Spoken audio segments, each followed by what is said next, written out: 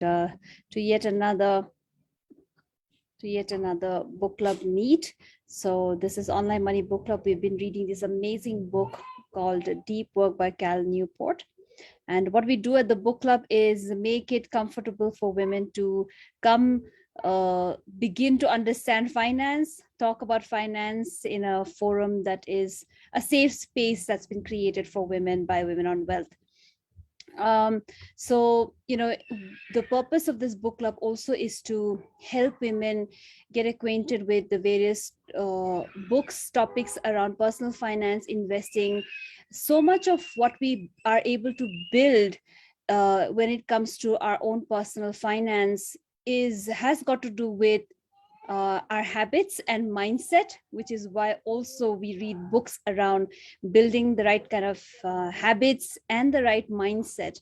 And Deep Work just happens to be that kind of a book which helps us build that mindset to go that extra mile that we need to go, do the deep work, not quit because it gets a little boring or uncomfortable, but it helps us persist and reach where we want to get to. So that's the beauty of this book. If we are really able to implement, I think another great thing we focus on at Women on Wealth is being able to implement whatever little we learn. So how well are we able to take the pages of this book and apply it in your life? So that's what we will touch upon today. Welcome everybody. So let's begin with how was the recent reading from this book? Who would like to begin?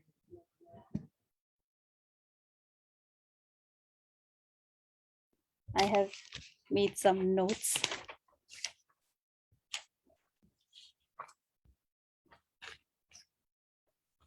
I had to do deep work to finish reading the book. I managed that today finally, honestly speaking. Yes, I am right there with you because I could just about finish the previous chapter, work deeply, and embrace boredom is something that I had already read parts of. So I just skimmed through some of the pages. So haven't read that chapter completely yet. I understand, because you have to reread the paragraphs or sometimes sentences. I understand, because this book, I think, has taken me longest. In fact, for all the books I've read, because I am like rereading it again and again. Wonderful. And such books are meant to be kept handy. Sometimes just having it on the table at your desk also helps. It's a visual cue, right? Just like we read in Atomic Habits. If you want to drink more water and you are developing that habit of drinking more water, what do? You keep a bottle of water in sight, right? Yeah, so that it is a cue to pick it up. So just like that, this book is a cue for me to do deep work. And I must have shared this earlier, the kind of deep work I'm doing right now is to resist the urge to get up and switch to something else because it is getting too difficult. And that's what I've been working on, I think, this past week, to not quit. So not sure if this is the kind of deep work the book has been talking about, but I think it's also one of the steps to persist, So that's one learning that has happened for me. And that's kind of a structure if we talk about people, because like I would first write things to do, it wouldn't happen, but I'm now assigned that I need to do these things in these time, like pre-lunch. I know from the time I sit down, post my breakfast till about lunch, what needs to be done during that time, and post lunch to my tea time, that is evening, what needs to be done. So I'm fairly successful, but I don't think I'm 100%, because what has happened is that if I have to do something tomorrow, I'm planning it today only. I'm like putting it down, and I think now I understood the logic why our elders would say write down. And I always hated, why do I need to write down when I can memorize? But I've realized now, maybe because I'm getting older, if I write it down, I remember it better. And the funny thing is, if writing it down is also making it happen, because I think somewhere it lingers on and you have to do it. Then you feel that sense of guilt. And yesterday, what I shared this morning, it kind of resonated, is because instead of feeling guilty and overwhelmed that I haven't done, if I put structures. So in fact, I think right now, not right now, but when we come to that chapter, I'd like to read that particular page where he describes how to do things. Like you have to assign boxes on the left hand side and the right hand side, how to plan your day. So that's going to be interesting, because I think I would need a partner to probably understand it, because maybe my understanding could be different from yours, you know. And I think that's how I think I would have these foolproof structures. Right now, I'm just making plans, but my being in action 100%, it's not 100%, it's 1%. So I still have 99% to go. Got that. Thanks so much for sharing, Amrita. Welcome, everyone. Meenal and Pavitra. Meenal, welcome back. Good to have you back. So in the previous chapter, he talks about idleness, and how being idle, keeping just that busy mind, going from one task to another, and not allowing our subconscious mind to really take in what we've already consumed, and it works in the background, right? So that was also highly encouraging. That okay, that kind of idleness is encouraged in the book, right? And yeah, I've made a whole bunch of notes around attention fatigue. Is it something that you have realized? Attention fatigue, does it happen to you? I think we just have a name for it now. um, not being able to concentrate endlessly is something that we all go through, and we just have a term that we can give it now: attention fatigue. So that was another learning for me today from this book. I think the one takeaway definitely from whatever pages I read is the shutdown ritual. What did you guys think of the shutdown ritual, for whoever's read this one? I think it flows very well with sort of what Amrita was saying about feeling guilty about tasks that you haven't done. Wherein the shutdown ritual is that you basically plan out when you're going to be doing those tasks. So you think about yourself rather than feeling guilty, like, okay, I've planned them. So I just did.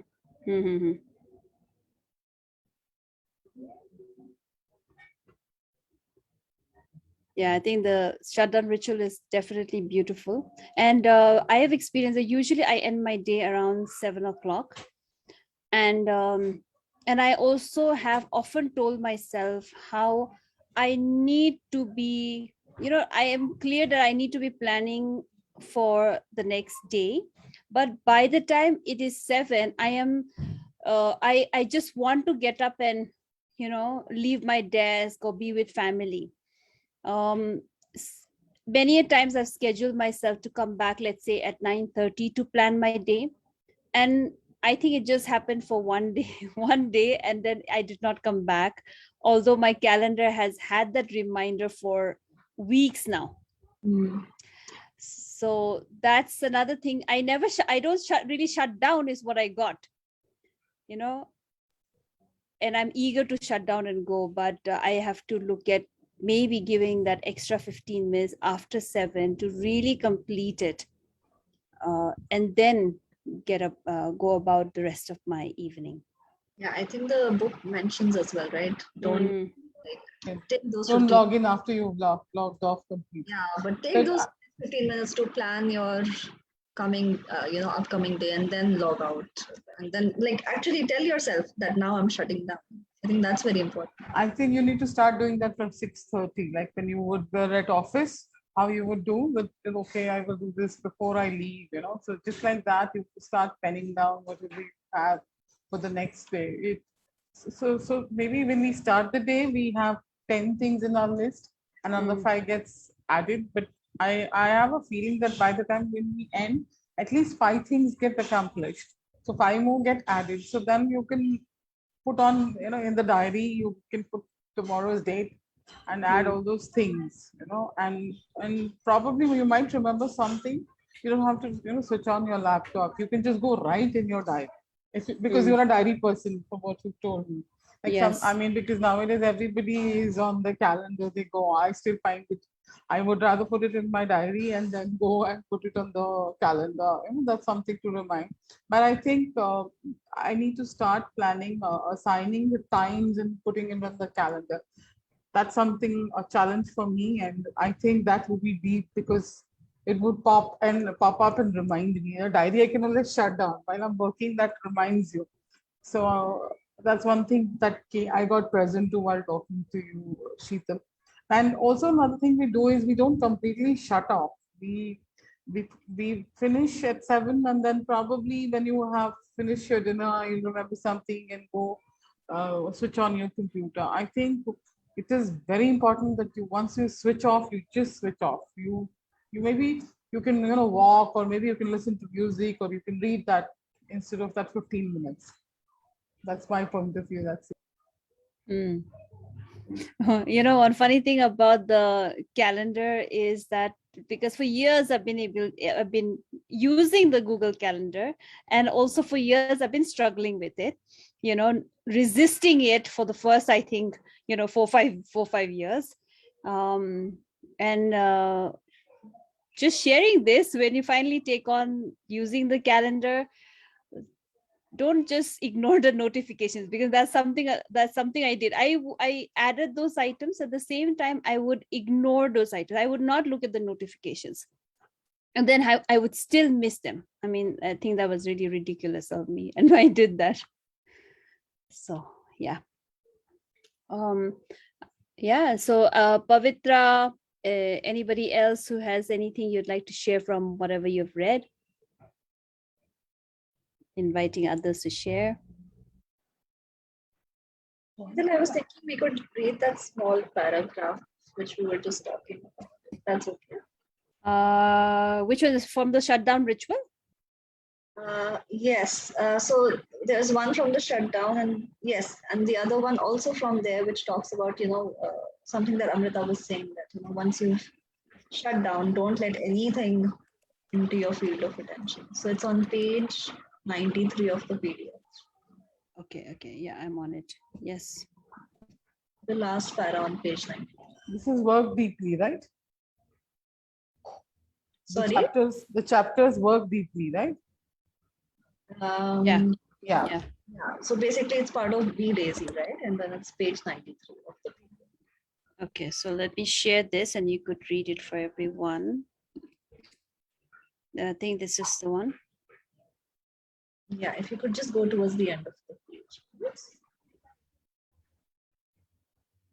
Yes. Here? No, just before. Okay. The last one.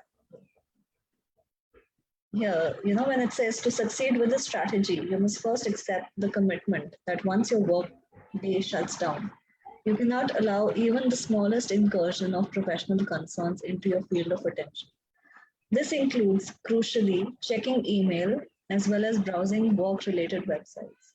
In both cases, even a brief intrusion of work can generate a self-reinforcing stream of distraction that impedes the shutdown advantages described earlier for a long time to follow. Most people are familiar, for example, with the experience of glancing at an alarming email on a Saturday morning, and then having its implications haunt your thoughts for the rest of the week. Do you want me to go ahead? Otherwise, there was something else towards the end that was it. Yeah, just read for the benefit of all others here. Another key commitment for succeeding with the strategy is to support your commitment to shutting down with the strict shutdown ritual that you can use at the end of your workday to maximize the probability that you succeed. In more detail, this ritual should ensure that every incomplete task, goal, or project has been reviewed, and that for each you have confirmed that either You have a plan you trust for its completion, or two, it's captured in a place where it will be revisited when the time is right. The process should be an algorithm, a series of steps you always conduct, one after another. When you're done, have a set phrase you say that indicates completion. To end my own ritual, I say shutdown complete. This final step sounds cheesy, but it provides a simple cue to your mind that it's safe to release work related thoughts for the rest of the day. To make this suggestion more concrete, let me walk through the steps of my own shutdown ritual, which I first developed around the time I was writing my doctoral dissertation and have deployed in one form or another ever since. The first thing I do is take a final look at my email inbox to ensure that there's nothing requiring an urgent response before the day ends. The next thing I do is to transfer any new tasks that are on my mind or were scribbled down earlier in the day into my official task list. I use Google Docs for storing my task lists as I like the ability to access them from any computer. But the technology here isn't really relevant. Once I have these task lists open, I quickly skim every task in every list and then look at the next few days on my calendar. These two actions ensure that there's nothing urgent I'm forgetting or any important deadlines or appointments sneaking up on me. I have, at this point, reviewed everything that's on my professional plate. To end the ritual, I use this information to make a rough plan for the next day. Once the plan is created, I say shutdown complete and my work thoughts are done for the day. If you could just scroll up, please. Thank you. The concept of a shutdown ritual might at first seem extreme, but there's a good reason for it. The Zygonic Effect. This effect, which is named for the experimental work of the early 20th century psychologist Bluma Zygonic, describes the ability of incomplete tasks to dominate our attention. It tells us that if you simply stop whatever you're doing at 5 p.m. and declare, I'm done with work until tomorrow, you'll likely struggle to keep your mind clear of professional issues, as the many obligations left unresolved in your mind will, as in Bluma Zygonic's experiments, keep battling for your attention throughout the evening, a battle that they'll often win. At first, this challenge might seem unresolvable. As any busy knowledge worker can attest, there are always tasks left incomplete.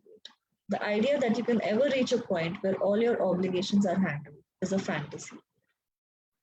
Fortunately, we don't need to complete a task to get it off our minds. Riding to our rescue in this matter is our friend from earlier in the room, the psychologist Roy Baumeister, who wrote a paper with E.J. Masikampo, playfully titled, Consider It Done. In this study, the two researchers began by replicating the Zygonic effect in their subjects. In this case, the researchers assigned a task and then cruelly engineered interruptions, but then found that they could significantly reduce the effect's impact by asking the subjects soon after the interruption to make a plan for how they would later complete the incomplete task.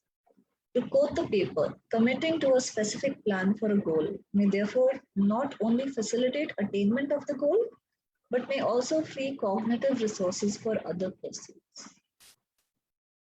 Should I go on?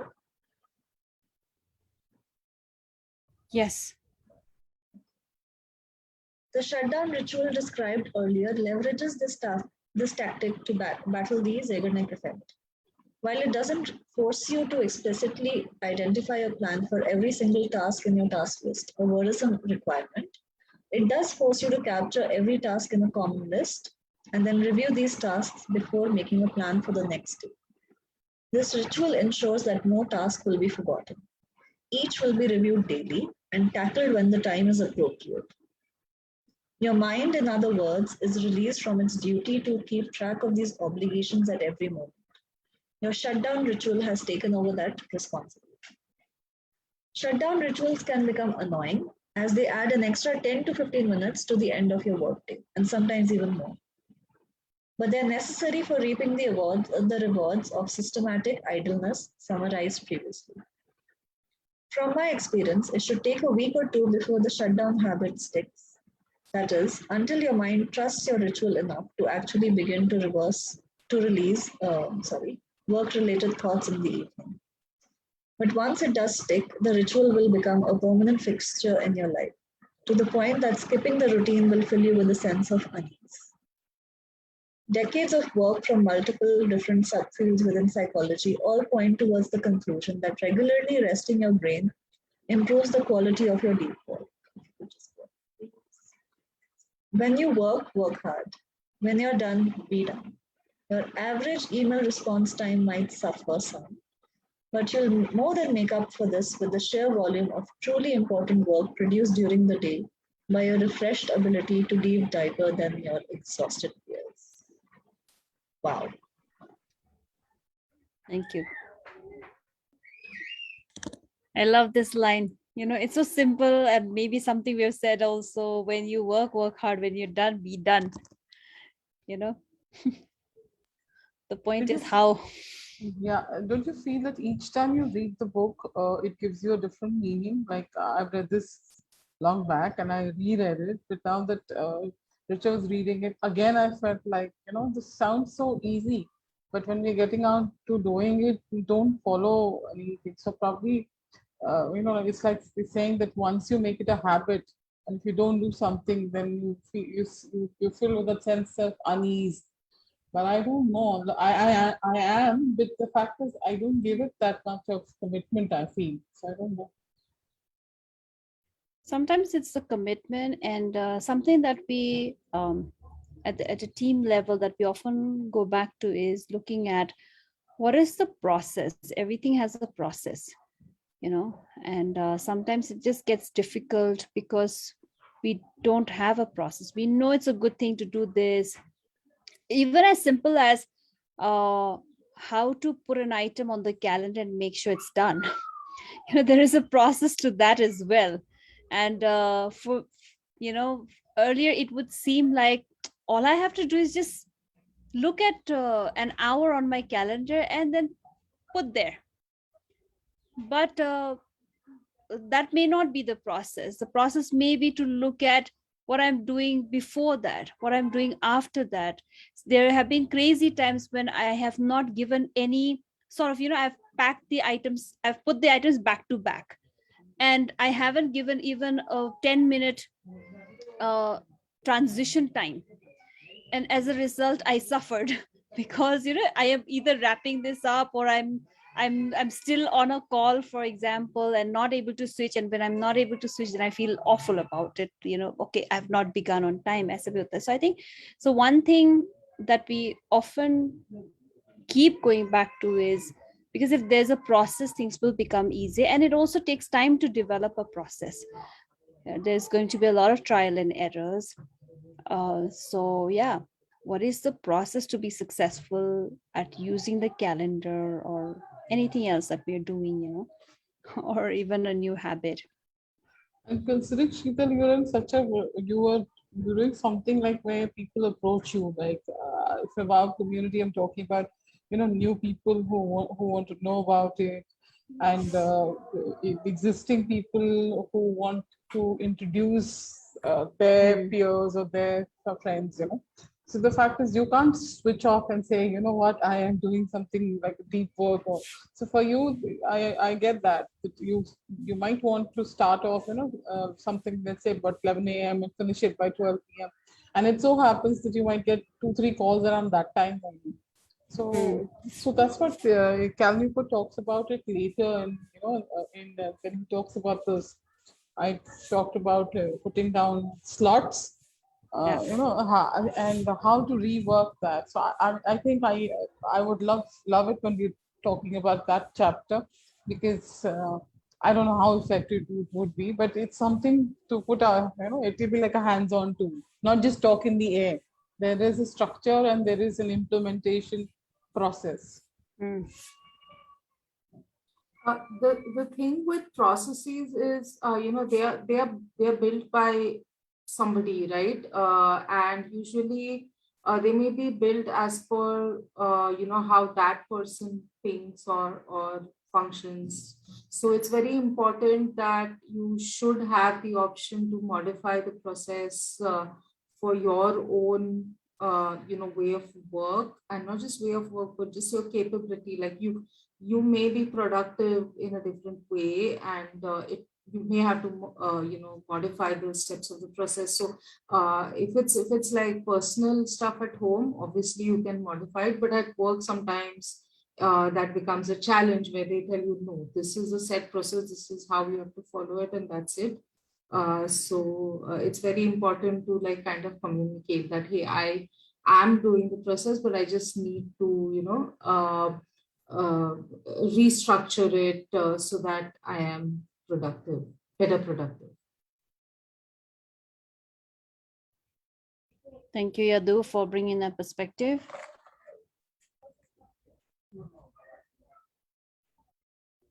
Just looking at what else. I think this takeaway for me is perhaps from the next chapter, where it says, knowing you need to focus. It's in my own words, I think. Knowing you need to focus doesn't help, right? We all know that focus karo. It's a good thing to have that kind of approach and not have a scattered mind. But focusing on something requires a mental muscle. And when we sit without getting up and we persist, and so we are stretching that mental muscle. So that's also a big takeaway for me. Another thing where he talks about efforts to deepen your focus will struggle if you don't simultaneously wean off distractions. So if I'm putting in the effort to stay more focused, to do that deep work, simultaneously, we should also be removing the distractions. And that's when we will be more successful, is another thing that is mentioned in the book. And something that Pavitra really loves is this line, don't take breaks from distractions. Instead, take breaks from focus. Very positive way to have a break. Or else we are like, they're so distracted that we work between distractions. I used to have this problem earlier, where I'm like so distracted, I'm like squeezing in work between two distractions, and not, what do you say, not able to focus, and of course your work is getting prolonged and not getting done. That's why really I'm like iterating it's like a positive reinforcement. You take break, but take break from focus and not distraction. But every line is so powerful. That's what I'm like amazed with this book. I don't know how did he even, and that shows his deep work actually, how much the thought he has put in for writing each of those lines. I'm reading my PDF, my entire book is marked. Same here. I've got pencil marks all over the book. I thought of just underlining 2, 3, but then Yeah. I felt that the whole paragraph is. So what I've done now is I'm putting those asterisk marks instead of underlining. It's so beautifully written, yeah. Yeah, Sheetal, to add to what you're talking about, the next chapter in Embrace Boredom, he talks about the effect of the morning ritual. So again, we're back to ritual, where he talks about going to synagogue, and he felt that the students, who had started the ritual, like, see, I come from a South Indian family, Sheetal, where there is a ritual early to bed, early to rise. So mornings contribute to your like your body chores. You finish that, and then you do the puja, and then you sit and study. So I never followed. My parents weren't the typical South Indian parents who would like studying is the most important thing. So now I was discussing this with my siblings, and he said, had we gone through that, we would have been trained like how in the army, how the cadets are trained, like, so it's again conditioning and training. So it's like how you I think we led a very bohemian and whimsical lifestyle. Kabhi bhi उठ जाओ, kabhi bhi breakfast कर लो, and the best is सुबह Sunday को नहा के फिर सो जाओ. Like, because my mother had this funda that water shortage, so you have to have your bath, but you can go back to the bed. So I think it all comes down to morning rituals. So it's like if you start your day early, I've felt that I have more time as against getting up later. Like I'm still not getting up at 5, but I managed to, my cutoff is now 6. So hopefully, I should improve to 5. So I feel that you get a lot of time before the day starts, whether to read or to work on something. This is quiet, there are no distractions, and more focus. That's what personally I've felt. Hmm. Now that you've used the word conditioning, right? Yes. What if we were conditioned to do deep thinking and deep work? How does that come about for young people? You know, We have, it's most of us have been conditioned to do deep work, but I feel that somewhere we felt uh, it's like watching me. Probably my children would have felt, what did she achieve? Why do I have to follow suit? And maybe I also gave that leverage because I couldn't achieve, and I felt, okay, let them try their own methods instead of forcing it down their throat. So that's what I feel. I don't have kids, but this is what I feel with my current peers, my friends, best friends. They're giving that freedom that they didn't get as kids to their children, which is also attributing to a total breakdown of this conditioning. Like, they get up at whatever time they want, what binge watch, spend. So there is no, I would say, no structure to how they're doing what suits them mostly. Yeah, it's very important to create that environment of deep work. It won't come so easily. And somewhere earlier in the book, they've talked about like doing deep work together. So like we see, like even from school time, there are these nerds that hang out together in the library, and yeah, it's just kind of a cliche, but the ones who actually turn out to be the studious ones, like it starts early, and maybe it has something to do with the environment they have at home, and they just want to hide away in the library and study together, so for those who have not grown up like that, then it definitely gets more difficult. It's just even about the first thought that comes into your mind right in the morning as soon as you wake up. What kind of thought is it? Is it even if it is about your work or what you have to achieve, but is it a positive thought? Is it fueling your journey towards the deep work, or is it just some other thing that is stressing you out? So it depends on how you think about the deep work as well. I did deep work as a kid. I was one of those nerds, but I never spent any time in any library with any other nerds. I would just shut myself off in my room and study. But I think technology has also had a huge role to play because Distraction, yes, I feel that's what. and yeah, exactly, Amrita. There was nothing to distract. I had set routines as well. Come back home, have lunch, watch TV for a bit, and then that was it. Off to the room to study. And now you have so many distractions and so many things to do. So I think getting some sort of structure and putting away those distractions, as Sheetal and you were talking about it. It's like if you get up and hold a book and start your day, you feel different. And if you happen to just something ting, like your phone goes in, you'll realize half an hour is gone because you're busy looking at all the WhatsApp messages that like from the time you've woken up with your glass of water or your tea. And by the time the tea is finished and you realize you spent another 15 minutes looking at your phone screen. So now I've made it a policy, no phone in the morning, because I realized I give away half an hour. And after last week's session, I am now calculating 15 minutes spent is this much of money, or 30 minutes spent is this much of money. So do I want to throw my money down the drain? So that's how I'm thinking. wow.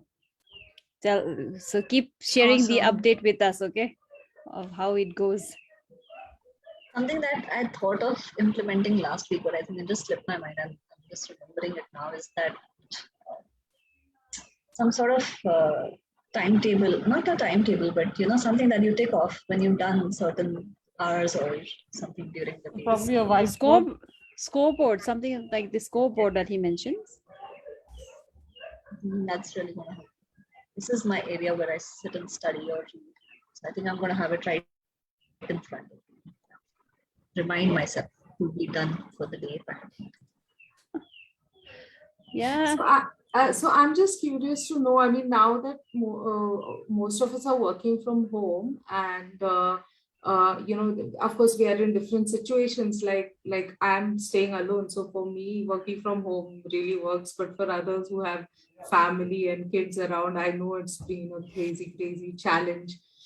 So, what are some of the things that you have done or made changes to create that environment of focus or deep work, or that okay, this is my me time or work time? Getting up at 5 a.m. has definitely been one. Yeah, when I was waking up early, I was able to get stuff done. Now that I'm waking up Yeah. late because of my health, I'm not able to get too much done, with everyone around. You have to, obviously, when you're at home, you're going to listen to everyone. So, yeah, I think waking up early is the one ritual that. Yeah, absolutely. It I makes a totally difference. second that.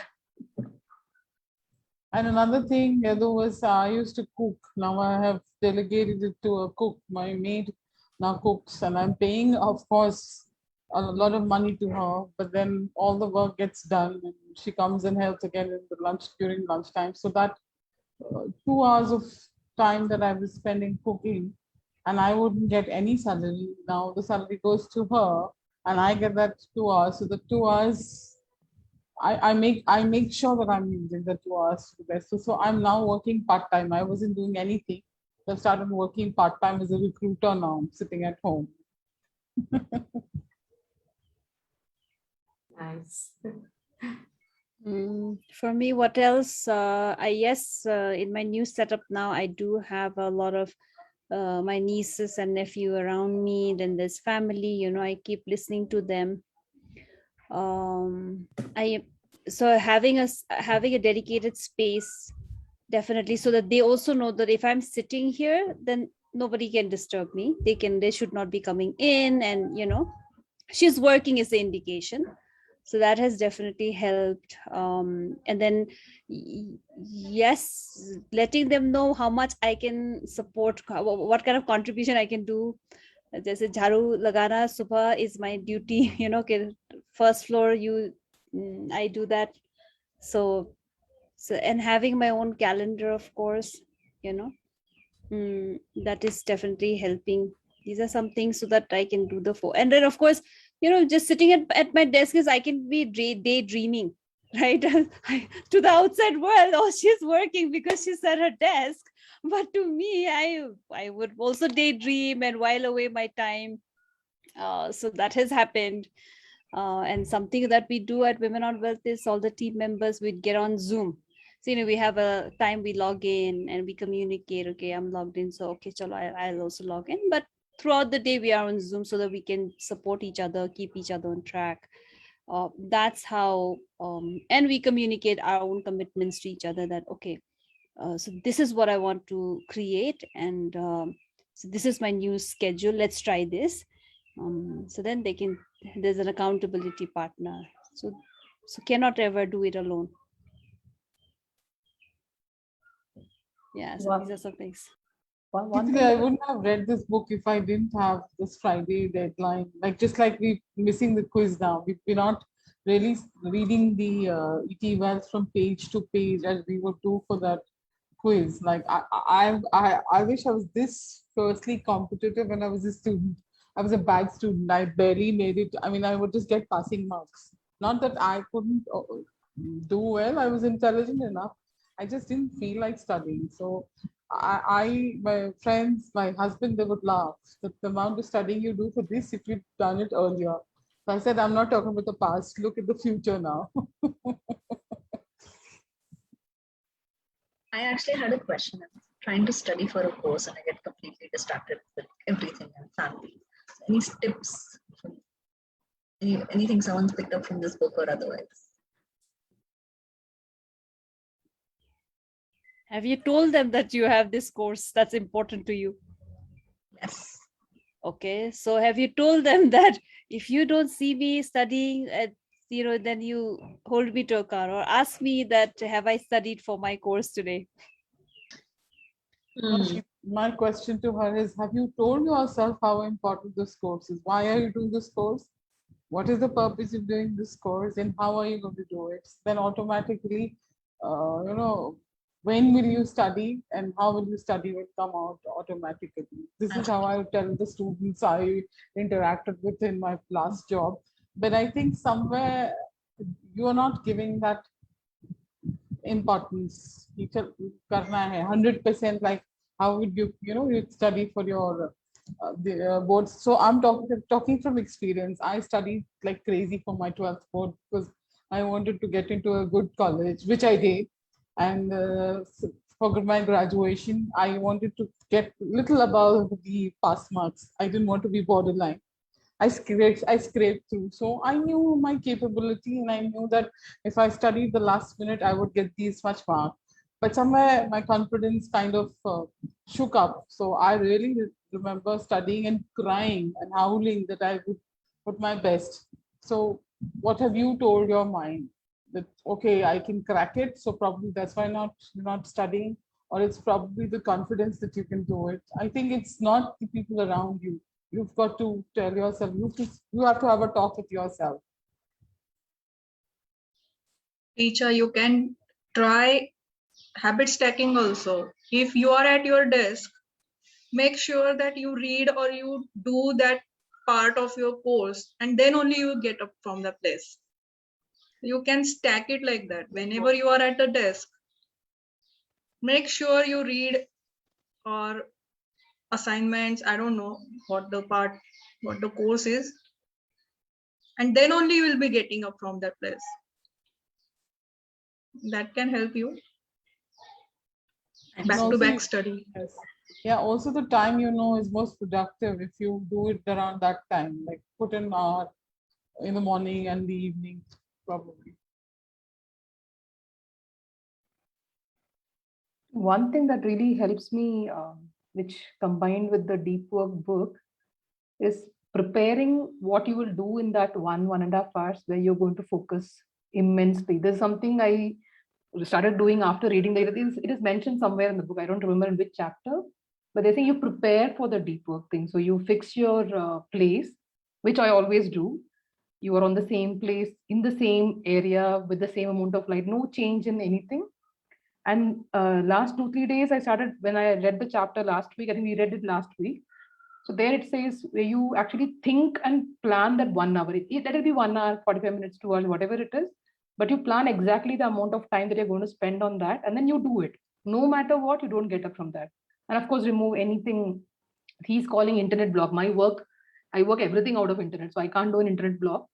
But then I make it in such a way that I remove all my notifications on my computer. I don't keep my phone nearby.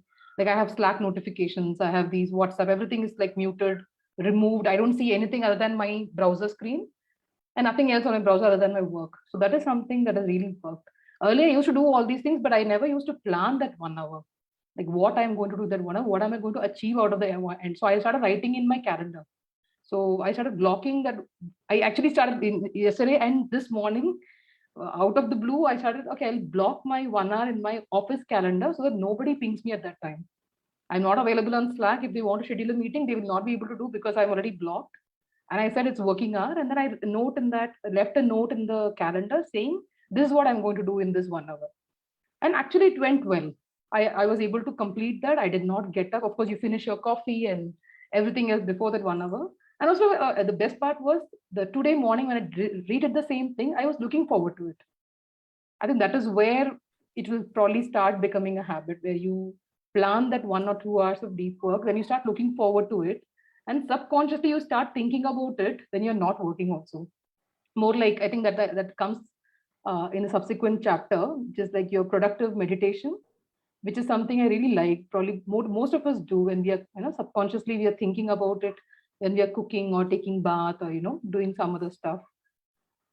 So this is something that I feel can really help. At least it has helped me in the last couple of days.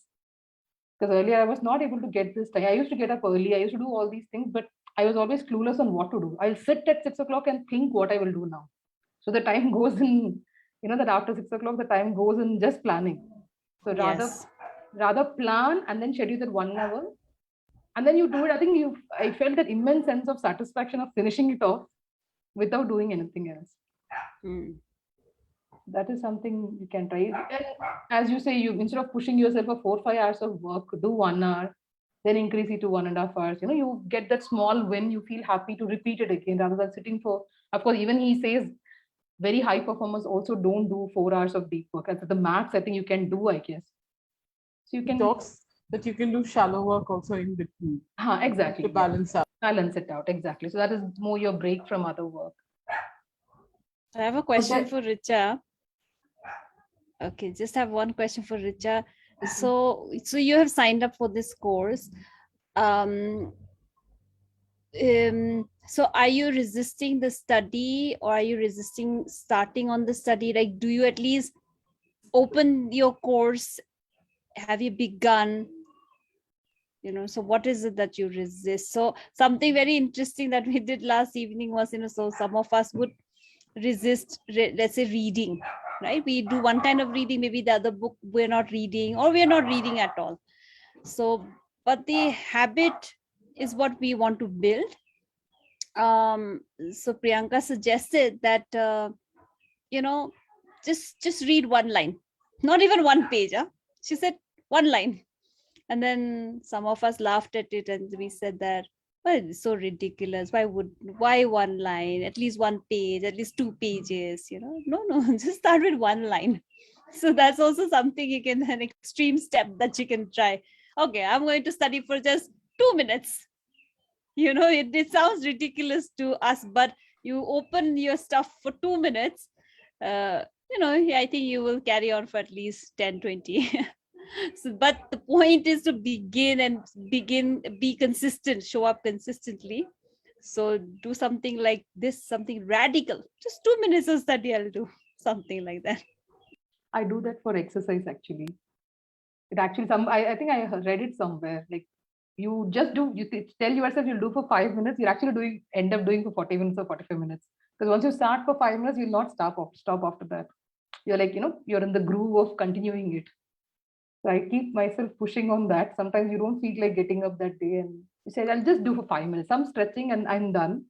But after that, you kind of get into that thing and you continue actually for the time that you've actually planned. So I think that's probably, it's all about that whole bringing in that, that motivation thing. Like, I think we just like things to be easier, right? yeah. And just like you said, I struggle with, I would say I'll do yoga every day, for example. And then some days I would, okay, now I'm ready to do yoga. I'm looking at, okay, which video should I watch today? How much time do I have? Okay, so no, this one I want to do this, but this is going up to 40 minutes. I don't have 40 minutes. I only have, again, I'll keep scrolling. Then I wasted 6-7 minutes to that. So then, of course, now I know better. And then I say, today I do this. Okay. And I'll already check, okay, which one do I want to do tomorrow? I follow a playlist. Okay, tomorrow's video is going to take 40 minutes. So now I will have to schedule myself in a way that I am available for 40 minutes. Okay, tomorrow's is only 20 minutes. Okay, then I schedule myself. I'm prepared, right? Instead of going there and saying that, okay, today I feel like doing this, but don't have enough time. So yeah, planning is so crucial. Yeah, do you wanted to add something? Yeah, there's something that I've been using just to switch between deep work and shallow work, and that's a lot that I need to do in the type of work I do. So if you just go to YouTube and search for deep focus music, and there are ones which has something called as binaural beats or binaural beats. So those have been really helping me, and even on days where I'm like really sleepy, but I still have to work. So it kind of just wakes the brain up. So you guys, and they are long, they're like 2 hours or 3 hours music videos, and that has really, really helped me to focus or change focus. Sunday, I used one of those videos, and Plus, I did not have any other distraction, like as in no one coming and disturbing me. So I actually got 3 hours at a stretch done, and I was quite surprised on my like at myself. But yeah, I'm gonna give that a go again. Well, it's great to know that the such music really work, because I have seen them but never tried them. uh, yeah, maybe create that ambience for deep work. Yeah, mood ke hisab se, it's like if I'm doing work which is like repetitive, but I have to do it, so I'll put peppy music, whatever you like, house music, jazz, whatever. And then if I'm doing something where I have to like really think, then it's more like meditation. Uh, there's like a lot of them, countless. I'll ping the name. So this is also something. This is interesting. I tend to kind of get distracted if I listen to music with, lyrics, and I start Yeah. singing with that. So I Same here. totally relate White to that noise part of music yes. that I prefer lot of times. okay. Sometimes, as Yadu says, you have to work. There's no other choice. At that time, I would prefer something like this to pick me up. Or else talking to people helps for me. Like usually, if I'm stuck that day, especially Monday mornings are like really difficult these days. You're like literally like there's no transition between weekend and Mondays anymore. You just have to just get up and start working, and I am not able to do. So I either talk to a colleague just to pick me up. It could be random talk, what you did on weekend, what is it, or having an accountability. I push myself, I self account myself and say I'll submit it on Monday morning. So then or Monday afternoon or something. Then I have no other way but to keep my word and do that work. That is something I all constantly do. If I'm really low, then I just commit something to as a deadline to the other person, to my manager or my colleague or someone. Of course, there is no other way out of it. So then you kind of try to finish it. So Richa, if you have any other student with whom you study or a professor or something, that you can commit something like that. The accountability and this committing has always helped. Unfortunately, I don't have that. But maybe a self accountability. We can ask one of us to check on you. I'll probably ask you where are you, how much have you studied, Yeah, We can do that probably every alternate day. can keep keep sending you messages. Yeah, because each one of us is reading, studying something. We are upskilling on our financial life, we are upskilling in other areas, so it doesn't have to be the same course. But if our timings align, like I usually would sit in the morning, and also I've signed up for a course, so that I've told myself that okay, I will do that at night at 9:30 is my time for that. So so you can catch hold of me and ask me if I'm doing anything, or if I'm chit chatting with my neighbor, which I'm doing a lot now that I'm home. Yes, Sheetal, I have, there's something which somebody said that if you do that course, you can start as a freelance and start working. So I looked at the study material, I've made notes, written it beautifully and kept it. And the videos I never got wrong because the guy speaks with an accent. So you have to keep straining to hear him because he's some European guy who explains and it's technical. So then I came up with an easy peasy way saying, okay, I'll register directly with that company which is providing that certification, and I haven't gotten around to it.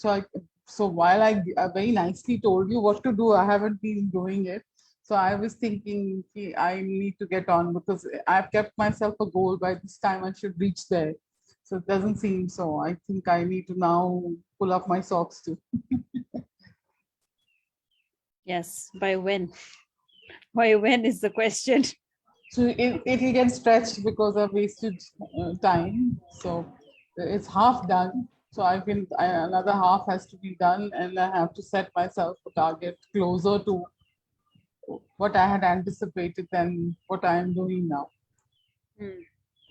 So yeah, I think we can all, if there are some personal goals such as the one we have shared, we can you can share in the Telegram group and use that space as a space for accountability, right? So that's what we can do. Okay, On page 173 of the book, this guy also talks about structure your deep thinking. Structure deep thinking, look at the variables, consolidate your gains. I will have to read this because I have not completely understood this one. Structure Where, on deep thinking. where did we stop reading? At what page? So we said that we finish embrace boredom this week. Okay, Okay. I think these two chapters have lingered on for 2 weeks. We haven't Yeah. embraced boredom because we're still so interested in the previous chapters, you know. I know. Yeah, so this week we continue wherever you are, so you continue reading, and then we move forward and go on to quit social media. So we read embrace boredom and then quit social media. So that's going to be our attempt. Two powerful things conquered, and you're there. Deep work.